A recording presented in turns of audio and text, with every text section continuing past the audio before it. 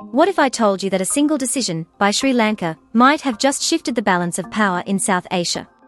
A massive $740 million wind power deal between Sri Lanka and India's Adani Group is under fire. Allegations of corruption, environmental concerns, and geopolitical twists are coming together in a story that's bigger than it seems. Could this signal Sri Lanka's pivot toward China? And what does it mean for India's influence in the region? Stick around, because we are unraveling the drama behind the headlines, and trust me, you don't want to miss a second of it. Let's start with the basics. Sri Lanka, a small island nation with big strategic importance, has found itself in the middle of a power struggle between India and China. In 2022, after facing an economic collapse, Sri Lanka was desperate for foreign investments. Enter the Adani Group, one of India's largest conglomerates, with a flashy $740 million wind power project. The deal seemed like a win-win: renewable energy for Sri Lanka and a geopolitical win for India. But fast forward to today, and things have taken a dramatic turn. Reports from credible sources reveal that Sri Lanka has decided to scrutinize, or possibly cancel, the deal, citing corruption allegations.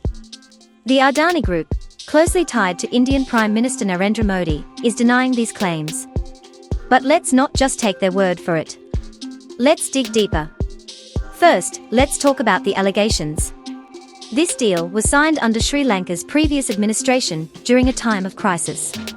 The terms of the agreement, which included purchasing electricity at $0.826 per kilowatt, raised eyebrows. Critics argue that the deal wasn't just expensive, but also lacked transparency. And then there's the environmental angle. From the start, environmental organizations have opposed this project, warning about its potential ecological impact. Legal challenges have already been filed in Sri Lanka's Supreme Court. Combine that with corruption allegations tied to the Adani Group, such as bribery charges in the US, and you've got a perfect storm. But this isn't just about one deal or one company. This is about Sri Lanka's future. Could they afford to move forward with a project surrounded by so much controversy? Or is this a moment for Sri Lanka to take a stand? And then there's the new player on the scene, Sri Lanka's president, Anura Kumara Dissanayake. Since taking office in September, Dissanayake has made bold promises to fight corruption and recover mismanaged assets. This deal, tied to both financial and environmental controversies, was bound to catch his eye. His government has launched multiple corruption investigations, and the Adani deal seems to be a natural target. While Adani insists the project is alive and well, Sri Lanka's decision to review the terms sends a clear message: business as usual is no longer acceptable. But here's the question: is this a genuine attempt to clean up Sri Lanka's politics? Or is there more to this move than meets the eye? Now, let's turn to India. The Adani Group, already under scrutiny for past scandals, is in full damage control mode. They've denied the allegations, calling them false and misleading. Meanwhile, Indian media outlets are painting this as a routine review. Routine? Let's be real, does this level of scrutiny sound routine to you? But why would India go to such lengths to control the narrative? Simple, it's about more than just one deal. Losing this project would be a major embarrassment, especially after Indian media celebrated Dissanayake's visit to India as a sign of stronger ties.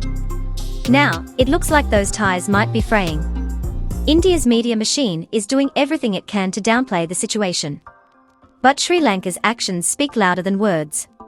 If they were fully aligned with India, would they dare question a deal so closely tied to Modi's government? Probably not. And here's where the plot thickens.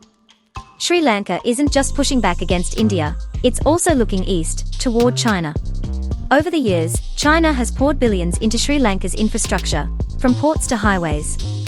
These investments have given China significant influence on the island. Remember Hambantota Port? It's now under Chinese control after Sri Lanka failed to repay its loans. Critics call it debt trap diplomacy, but for Sri Lanka, China's investments are hard to resist, especially when compared to India's slower-moving promises. Is this deal's scrutiny a sign that Sri Lanka is pivoting toward China? Or is it simply a move to ensure transparency and fairness? Either way, it's clear that Sri Lanka is no longer willing to be a pawn in India's game. Now, let's focus on Sri Lanka itself. For years, the country has struggled to balance its relationships with India and China. Each power offers something different: India, cultural and historical ties; China, money and infrastructure. But at what cost? Sri Lanka's location makes it a key player in the Indian Ocean, and both India and China know it. But Sri Lanka also knows its worth. By scrutinizing deals like Adani's, they are signaling to both powers that they won't be pushed around. The question is, how long can they maintain this balancing act?